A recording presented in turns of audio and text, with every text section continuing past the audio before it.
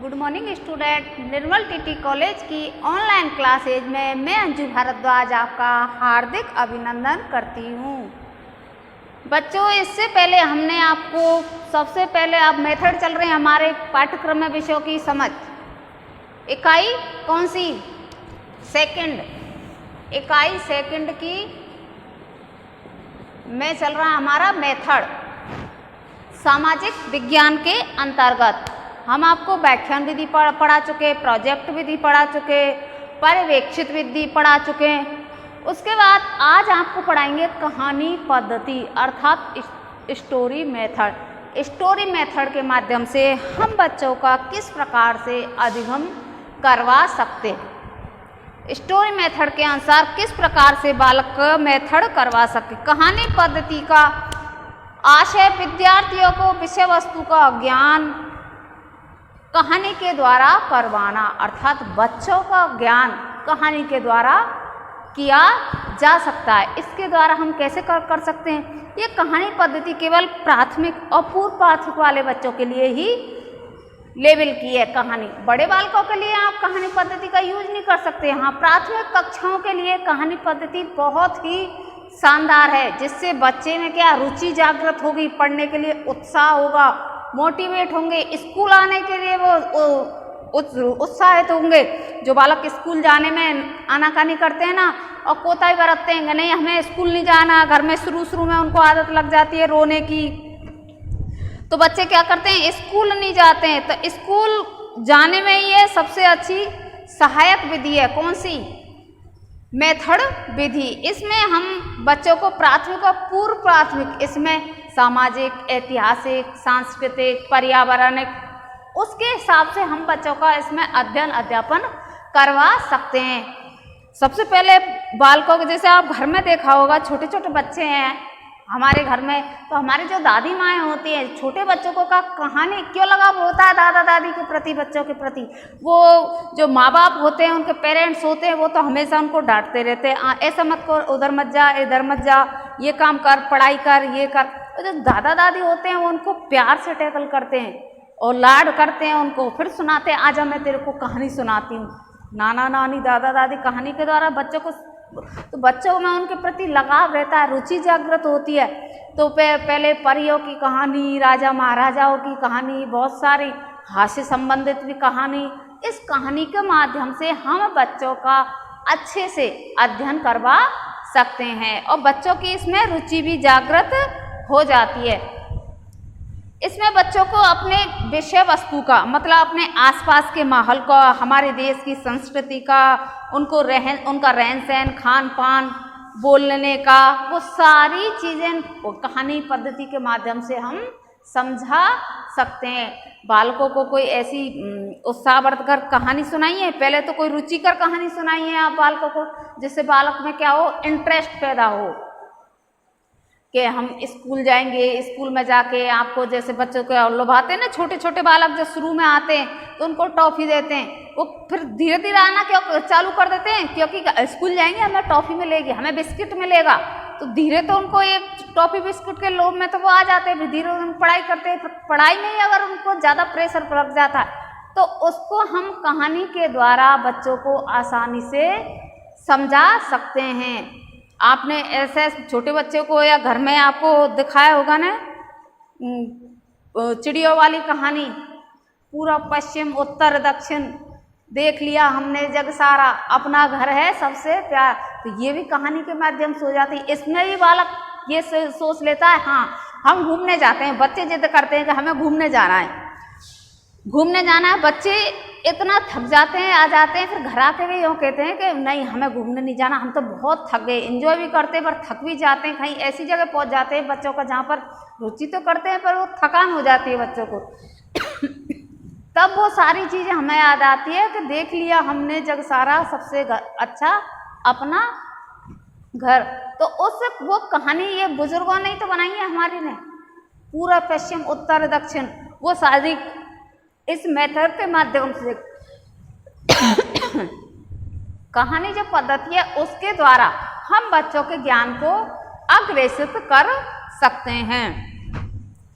कहानी में बच्चों को अनुभवजन्य वस्तुओं, स्थितियों, ग्लोब, चित्र, समय मापक, मानचित्र आदि को भी समावित, कोई भी चित्र लिया हो आप।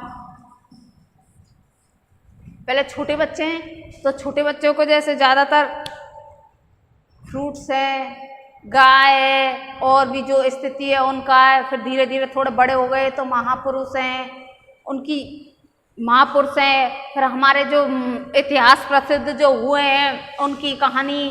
धीरे धीरे पृथ्वीराज चौहान ऐसे थे, उन्होंने इतने युद्ध लड़े। थोड़ा बड़ा हो जाए तो बालक पहले पृथ्वीराज चौहान का फोटो दिखाएंगे, बालक में उत्साह रहेगा, ये और इतना लंबा चौड़ा ये कौन है, या ऐसे हमारे यहाँ हुए थे। गुरुजी कहते हैं हाँ हमारे यहाँ हुए थे, इन्होंने ऐसे युद्ध लड़ा, ये किया।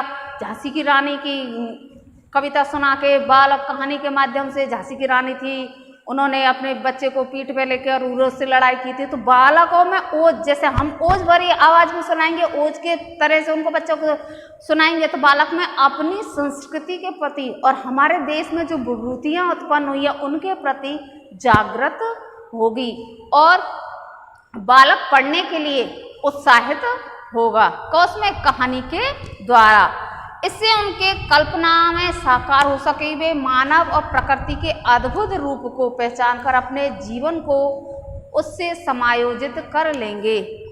कोई भी चीज़ अपन बताते हैं ना बच्चों को, जैसे कहानी डर की भी बना लेते। बहुत से बालक क्या डिप्रेशन में जैसे क्यों चले जाते हैं, उनकी सोसाइटी ऐसी होती है, अरे तूने देखा वहाँ भूत आया था, उधर गई थी, ऐसे बोला था, वहाँ डरे। तो उस बालन के अपनी कल्पना में और कहानी में अपने ऊपर ही ले लिया कि नहीं मैं जाऊंगी तो शायद मेरे साथ भी ऐसा होगा, उसके साथ ऐसा हुआ था। तो जो अद्भुत दृश्य हैं और जो कहानी के माध्यम से हम उनको सुनाना चाहते हैं, तो हमें डरावनी न करके रोचकता कहानी सुनानी चाहिए, जिससे बालकों के अध्ययन में ज्ञान प्राप्त कर सके और अपनी कल्पना में साकार वो इस चीज को उतार सके। बच्चों के अनुभव, समझ और कल्पना के अनुसार कुछ कहानियाँ मूल रूप से हो सकती हैं। छोटे बच्चे हैं, उनकी कल्पना कहाँ तक उनकी, हम बच्चे जाते हैं ना, बच्चे कहते हैं अरे नहीं पापा गाड़ी पे सफ़र कर रहे थे, मम्मी पापा हमारे साथ सूरज चल रहा है। सूरज चलता है? नहीं चलता। उन्होंने अपनी कल्पना में क्या कर लिया, सूरज चलता है।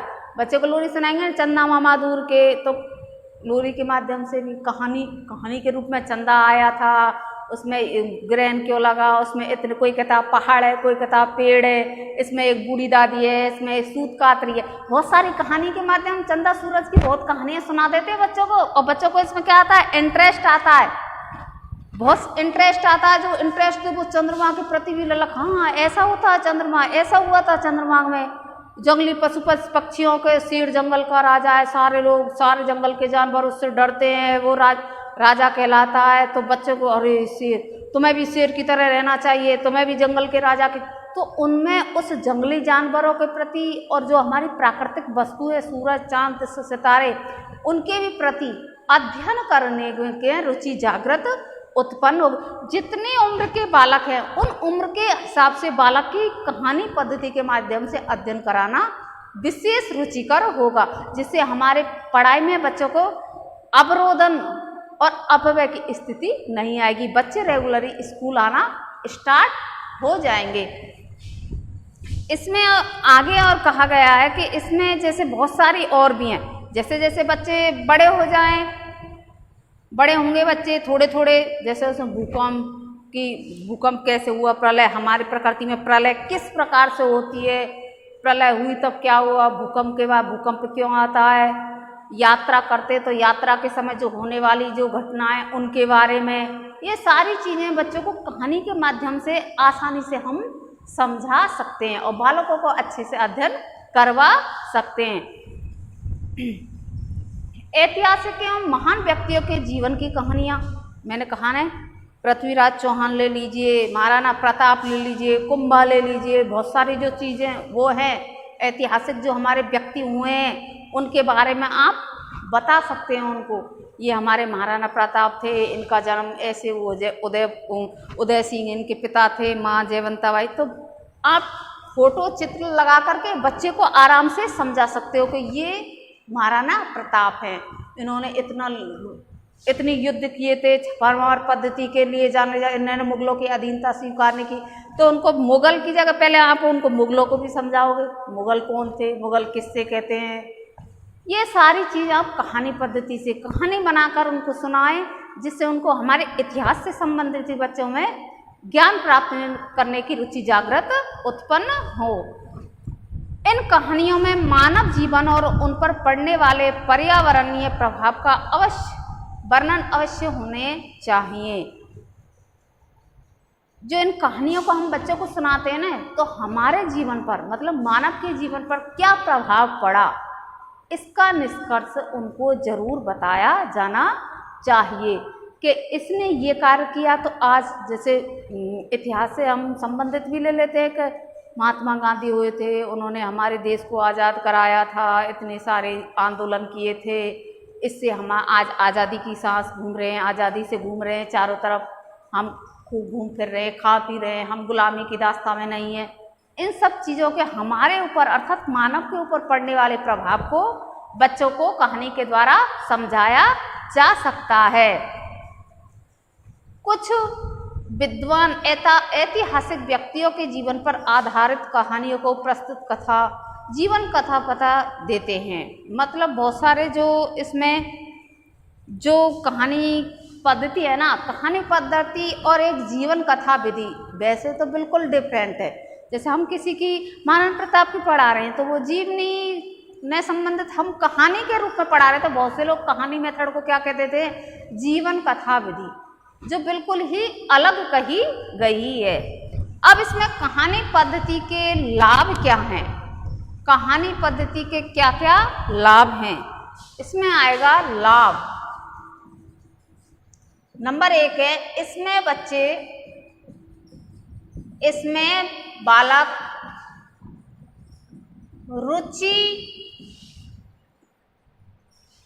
रुचि एवं उत्साह उत्पन्न होता है, उत्साह उत्पन्न होता है। कहानी पद्धति के माध्यम से बालकों में रुचि और उत्साह उत्पन्न होता है। कैसे होता है, बालक कोताही करते हैं स्कूल जाने के लिए या घर पर वो पढ़ाई भी नहीं करते हैं, तो बालकों के हमेशा दिमाग में ये रहता है, नहीं आज हम वहाँ चलेंगे तो हमारे गुरुजी हमें ये कहानी पढ़ाएंगे, इन कहानियों के द्वारा हमें आज बहुत कुछ सीखने को मिलेगा। तो बालकों में कहानी पद्धति के द्वारा रुचि एवं उत्साह उत्पन्न होता है। कहानी ऐसी बनाई है जिससे बालकों को ज्ञान मिले, ज्ञानवर्धक मिले। जैसे पुरानी जैसे दादी हमारी सुनाती थी तो राजा महाराजाओं की या परियों की कहानी सुनाती थी, क्या उस समय परी होती थी? तो उनके कल्पनाओं में, तभी तो कहते हैं तो रानी बेटी है, परी बेटी है। दादी माँ अपनी नाती पोती जो भी होती है उसको यही कहना कि तो वो अपनी कल्पना में उस चीज़ को साकार कर, हाँ परी होती है, परी ऐसे होते हैं, उनके 2 पंख होते हैं, वो उड़ती हैं, वो इतना अच्छे रहती है, अच्छे से मेंटेन करती है, उनके प्रति उनमें रुचि एवं उत्साह उत्पन्न होता है और बालक पढ़ने के लिए उद्यत होता है। हम कहते हैं ना बालक पढ़ाई नहीं करते तो घर में या स्कूल में आपको मैं कहानी सुनाऊंगा, आप मुझे ये करके सुना दीजिए, तो बालक में रुचि और उत्साह उत्पन्न होता है। किसमें? कहानी पद्धति के द्वारा। वे कहानी को कथानक अपनी कल्पना में साकार कर सकते हैं। इसमें बालक कहानी को अपनी कल्पना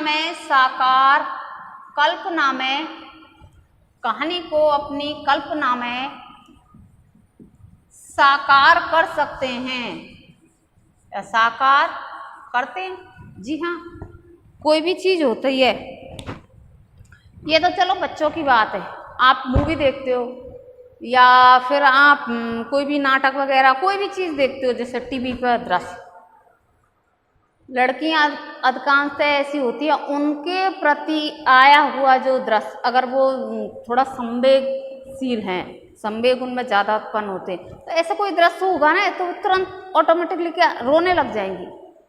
वो चीज़ फैक्ट को अपने ऊपर मतलब कल्पना में ऐसे बैठा लेती हैं कि शायद ये हमारे साथ हो रहा है, जो भी ये चीज़ें ये हमारे साथ हो रहा है तो अपनी कल्पना में वो बैठा लेती है। उसी तरह से छोटे बच्चे होते हैं तो उनको जिस प्रकार की हम कहानी सुनाते हैं उसी प्रकार से वो अपने आप में उसको अपने मन में कल्पना कर लेते हैं कि नहीं हम भी ऐसे ही, वो कल्पना में विचरण करते जाते हैं। उनको ये पता नहीं कि हमारा यथार्थ में जी रहे हैं या हम कल्पना में जी रहे हैं, नहीं हम तो ऐसे हैं। तो वो ही कहानी को अपनी कल्पना में साकार कर लेते हैं। कौन? बालक, कहानी पद्धति के द्वारा। ये कल्पना तो बड़ों में भी होती है। हम बहुत सारी चीज़ों को करते, कहते हैं ना कि प्रेजेंट बॉडी एब्सेंट माइंड होता है। बॉडी तो आपकी यहाँ बैठी है, दिमाग कहाँ घूम रहा है? कल्पना में घूम रहा है, विचरण कर रहा है, पता नहीं IAS बन रहा है या कोई और कुछ कार्य कर रहा है या कुछ कार्य कर रहा है। तो बालक का ऐसे वो साकार कर लेते हैं। वो बहुत से, मैं भी टीचर हूँ, मैं भी आपकी तरह पढ़ाऊँगी, तो वो भी अपने हिसाब से उसी तरह से सोचने लग जाता है। तो वो चीज़ जो हम देखते हैं, टीवियों में देखते हैं कि मूवी देखते हैं या फिर कोई भी ऐसा नाटक देखते हैं या कोई रोने का सीन आता है, लड़के अपने आप में ढाल लेती हैं तो वो रोने लग जाती हैं। कोई ऐसा सीन आता है मार काट का जब वो सहन नहीं कर सकती हैं, या फिर कोई विदाई का सीन हुआ तो रोने लग जाती है। तो ये अपने आप में ढाल लेना, कहानी को खुद में समाहित हो जाना कि ये रोल वो नहीं, मैं ही शायद प्ले कर रही हूँ। वो कल्पना में अपने अंदर इतना समाहित कर लेते। कौन सी विधि के मारा? वो तो बड़े तो करते, पर छोटे बच्चों में इससे रुचि जागृत होती है, पढ़ने के लिए उत्साहित होते हैं बालक इसमें। और जो हमारे आज की, अब तो कम है, अपव्यय व अवरोधन की स्थिति आ रही है छोटे छोटे बालकों के लिए। गवर्नमेंट ने बहुत सारी सुविधाएं कर रखी है, टीचरों ने बहुत सारे टेक्निक के माध्यम से बालकों को अध्यापन किया जा रहे हैं।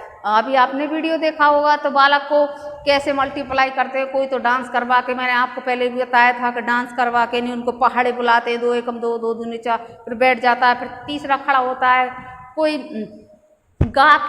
गाने के हिसाब से ट्रिक बनाते हैं तो उस हिसाब से बोलकर करता है, कोई डांस के माध्यम से, कोई कहानी। तो टीचर अपने अपनी पद्धति से जो नई नई टेक्निक आई हैं, जो नए नए नवाचार आए हैं, उनके माध्यम से बच्चों में पढ़ाई के लिए जागृत उत्पन्न कर रहे हैं।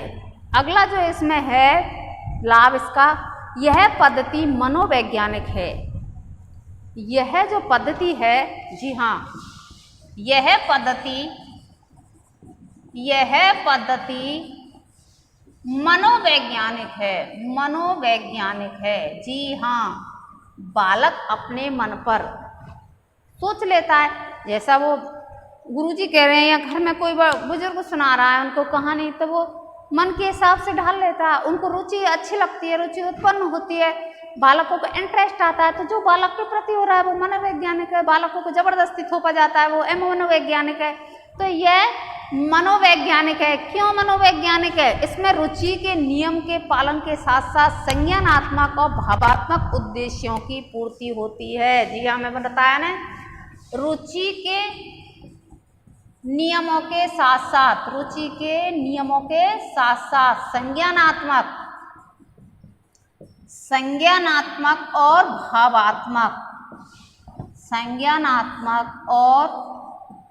भावात्मक पक्षों की भी पूर्ति होती है। कौन से में?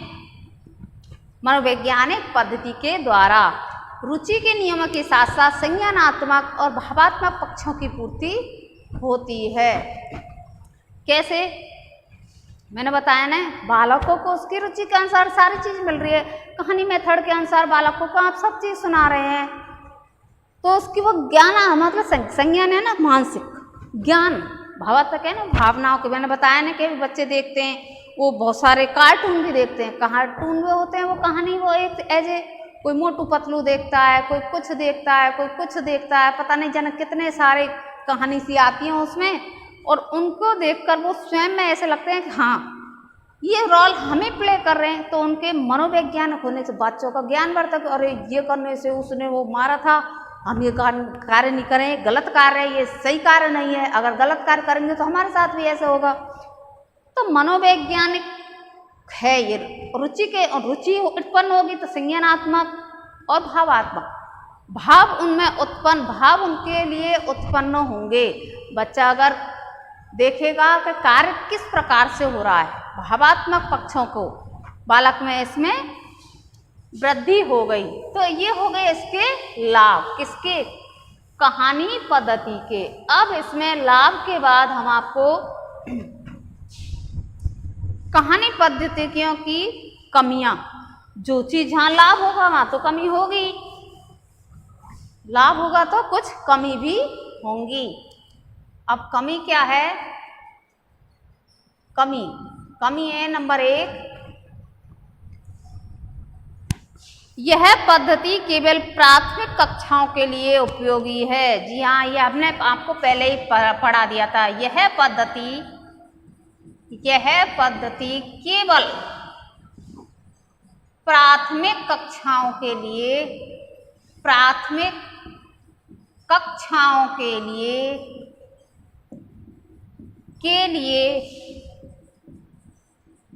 उपयोगी है। जी हाँ, प्राथमिक कक्षाओं के लिए उपयोगी है। पहले आपको बता सकते हैं, बड़े बालकों के लिए अगर ये कहानी मेथड का वो के द्वारा आप अध्ययन कराओगे तो बालक इसमें बिल्कुल ही रुचि नहीं लगे, बोलेंगे गुरुजी क्यों हमारा टाइम पास कर रहे हो और आपका टाइम पास कर रहे हो। बच्चों को इसमें केवल बच्चों की आयु, मानसिक आयु और उनकी बौद्धिक क्षमता के अनुसार इसमें बालकों में पढ़ने के लिए रुचि जागृत करना, इसलिए कहानी मेथड को हमने अपनाया। तो ये सबसे बड़ी ये भी कमी है इसमें, बच्चों को केवल क्या है, प्राथमिक कक्षाओं के लिए उपयोगी है, बड़े बालकों के लिए उपयोगी नहीं है। दूसरी इसमें कमी है, कहानी की रचना अत्यधिक कठिन कार्य है। जी हाँ, ये भी है, कहानी की रचना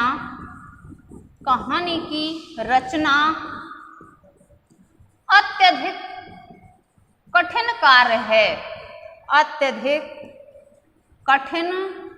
कार्य है, कहानी की जो रचना है वो भी हर कोई शिक्षक नहीं कर सकता है। हर किसी शिक्षक के पास ये नहीं हो सकता उनका एक्सप्लेन करने का, बहुत माइंडेड शिक्षक होते हैं, पर हो सकता है कक्षा उससे संतुष्ट ना हो। तो कहानी की जो रचना करना भी वो भी कठिन कार्य है।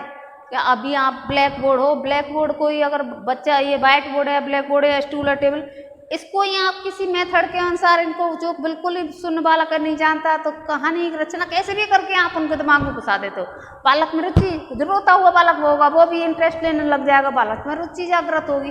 तो ये भी हर किसी के पास कला नहीं होती, ये भी स्किल होती है रचना करने की भी। तो ये भी एक कमी है इसमें। अगली जो इसमें कमी है वह सामान्य शिक्षक जिन्हें कहानी रचने में रुचि और क्षमता नहीं है, सामान्य शिक्षकों के लिए वही चीज़ आ गई। सामान्य जो शिक्षक होते हैं उनमें कहानी रचने एवं कार्य करने की क्षमता नहीं होती है। मैं कहती हूँ ये हर किसी में स्किल नहीं होती है कहानी को डेवलप करने के लिए। ये हर किसी शिक्षक के पास, बहुत से शिक्षक होते हैं बच्चों को नहीं पढ़ा पाते हैं, कितने भी बड़े हो, उससे भी बड़े, अब मेरे से भी बड़े होते हो, उन बालकों को पढ़ा सकते हैं, लेकिन छोटे बच्चों को नहीं पढ़ा सकते क्योंकि उनमें उनको कंट्रोल पावर करने का कंट्रोल ही नहीं है। कैसे छोटे बच्चों को किस हिसाब से, अगर रोने लग जाए, डांट दिया, रोने लग गया तो चुप नहीं कराना जानते हो। तो हर किसी शिक्षक के, जो सामान्य जो शिक्षक हो, तो उसकी बस की बात नहीं है छोटे बच्चों को पढ़ाने में कहानी मेथड के द्वारा। इस पद्धति का सफलतापूर्वक वह शिक्षक प्रयोग नहीं कर सकते। जी हाँ, जिनमें कहानी मेथड पढ़ाने की क्षमता नहीं है, वह टीचर, वह शिक्षक कहानी पद्धति के द्वारा नहीं समझा सकता, जिसमें कहानी रचना की एवं अत्यधिक कठिन कार्य मानते हैं। बहुत से तो मान भी लेते हैं, कहाँ बालकों के बीच में जाऊँगा, छोटे बच्चे हैं, कहाँ इनको पढ़ा पाऊँगा, वो नहीं कर पाते। सामान्य जो शिक्षक होते हैं, क्रिएटिव जो शिक्षक होते हैं, सृजनशील जो होते हैं, वो इन कार्यों को कर सकते हैं। अगला जो इसमें पॉइंट है वह है, एक अनुपयुक्त कहानी विषय वस्तु को दुरु एवं जटिल बना देती है। जी हाँ, बच्चों को कभी कभी हम ऐसी चीज़ें बता देते हैं जो उसकी जो सब्जेक्ट है, जो विषय, उसको दुरु अर्थात कठिन बना देती है। बिल्कुल उसकी समझ से हम कहानी ऐसी बनाते हैं उनके सामने, जो उनकी समझ से वो क्या हो जाती है, परे हो जाती है, वो उनको कठिन लगने लगती है। क्या लगने लगती है? कठिनाई का सामना करना पड़ता है, किसमें? बालकों को। अगला जो इसमें है, इससे बच्चों के विषय वस्तु में अरुचि भी उत्पन्न होती है। तो कठिन कार्य होगा तो अरुचि तो उत्पन्न होगी। अरुचि उत्पन्न करेगी, ये कमी है। जो विषय वस्तु के अनुसार हम उसको कहानी के माध्यम पढ़ाते हैं, कठिन विषय वस्तु उसको दुरु एवं कठिन लगती है। कैसी बहुत सी कहानी ऐसी होती है बच्चों के ऊपर से आती है वो, तो उसके विषय वस्तु का संबंधित पढ़ाते हैं। कोई ऐसा टॉपिक आ गया जिससे बालकों को समझ में नहीं आया, कहानी बना दी फिर भी बालक नहीं समझ पाए उसको, तो वो उसकी विषय वस्तु को कठिन एवं अरुचिकर बना देती है। सामाजिक विज्ञान अध्ययन शिक्षण में कहानी पद्धति का प्रयोग उपयोगी हो सकता है, किंतु जी हाँ, उपयोगी सामाजिक स्तर पर हम कर सकते हैं। एसएस के बालकों को सामाजिक विज्ञान वाले पढ़ाने वाले बालकों के लिए ये हो सकता, किंतु इसमें भी कुछ शर्तें हैं कि शिक्षक या तो स्वयं बच्चों के स्तर के अनुकूल कहानियों की रचना करें अथवा अन्यत्र प्रकाशित कहानियों को उनके स्तर के अनुसार बनाकर प्रस्तुत करें। ऐसे मैं बता रही हूँ ना आपको, बच्चे कब इंटरेस्ट लेंगे? बच्चे जब इंटरेस्ट लोगे जब उनके स्तर के अनुसार, आयु के अनुसार, अगर आप उन कहानियों को जो आप विषय पढ़ा रहे उस विषय वस्तु के निचोड़ को उनके आयु, उनके मानसिक स्तर को देखकर अगर आप उस कहानी को पढ़ाओगे तो बालक रुचि उत्पन्न करेगा, न कि अरुचि। जैसे आपने झांसी की रानी की पढ़ाई, थोड़ी सी आपने उसमें कविता भी जोड़ दी बीच में, कहानी खूब लड़ी मर्दानी वे तो झांसी वाली रानी थी, बूंदेले हर बोलो कोई में हमने सुनी, उसको थोड़ा सा हाव भाव एक्शन करके बालक को कहानी पर, बेटा कहाँ उसमें लड़ाई हुई थी, छोटी सी थी, बहुत तलवार भाला चलाना जानती थी, ओजस्विता थी, डरती नहीं थी किसी से, तो आप रुचि बाकी मनु थी उसका नाम था, जो लक्ष्मीबाई ऐसी थी और वैसी थी। एसएस के जो एसएस में पढ़ाते हैं, इसके लिए शिक्षक को उसको सरलतम तरीके से, बिल्कुल सरल तरीके से बालक को अगर आप कहानी के माध्यम से पढ़ाओगे तो बहुत ही रुचिकर होगी। और इसमें शिक्षक का सबसे अधिक रोल होता है, न कि बालकों का। बालकों का रोल तो होगा